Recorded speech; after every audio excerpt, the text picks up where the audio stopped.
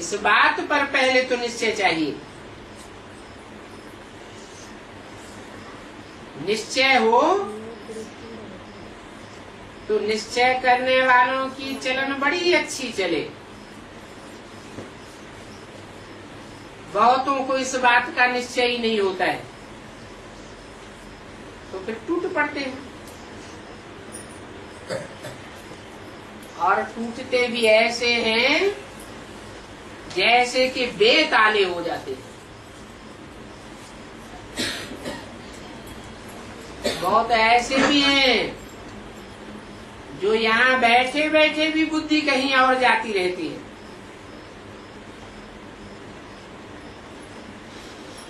क्योंकि पक्का निश्चय नहीं है। अगर निश्चय बुद्धि हो जाए तो बड़े ही अटेंशन से सुनेंगे।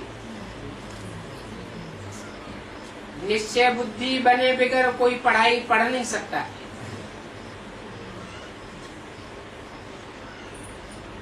शिव बाबा में निश्चय हो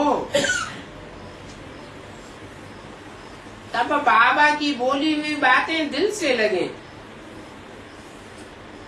इसमें निश्चय हो। शिव माने ज्योति बिंदु, मेरी बिंदी का ही नाम शिव है।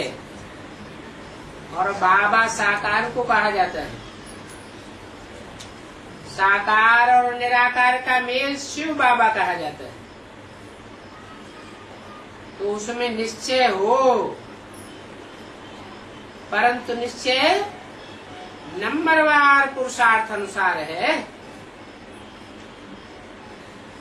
फिर कोई कोई बच्चों का तो बहुत लव है, सोचते हैं हम यहाँ ही रह जाए। जब इतने सभी यहाँ रहते हैं, परंतु हम भी क्यों नहीं रहे। परंतु बाबा कहते हैं नहीं, जो यहाँ रहते हैं उनके साथ तुम रीस क्यों करते हो।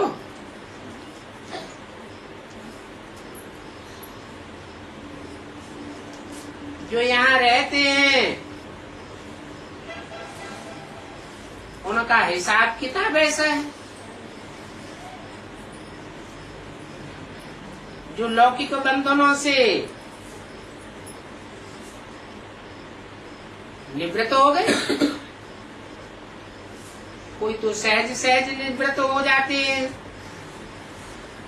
कोई फिर आने के बाद भी बाहर की दुनिया में बुद्धि लटकी रहती है।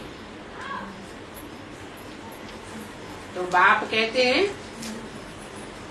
सबको यहाँ नहीं रहना। अनेक प्रकार के ऐसे ऐसे आते हैं। कोई तो ऐसे भी समझते हैं, देखें यहाँ किसकी किसकी खातिरी होती है।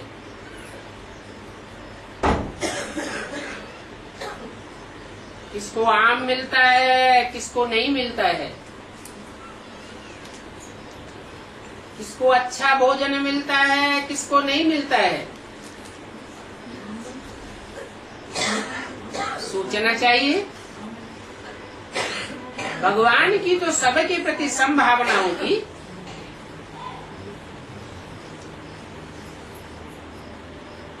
परंतु फिर संशय आ जाता है। ऐसा भगवान तो नहीं हो सकता। ऐसे बहुत हैं जो संशय बुद्धि होकर के चले जाते हैं। फिर ऐसे भी हैं 2-3 वर्ष में फिर आ जाते हैं, फिर पुरुषार्थ करने लग पड़ते हैं। फिर वह पुरानी बातें भूल जाते हैं। बाप तो जानते हैं जिनकी तकदीर में होगा वो तो अवश्य ही आवेंगे। तब कहते हैं बनी बनाई बन रही, अब कछु बननी ना है। 63 जन्मों में जिन्होंने अच्छे अच्छे कर्म किए हैं वो तो जरूर आवेंगे। बाकी अवस्थाएं तो नीचे ऊपर होती ही रहती हैं, इसमें कोई नई बात नहीं है।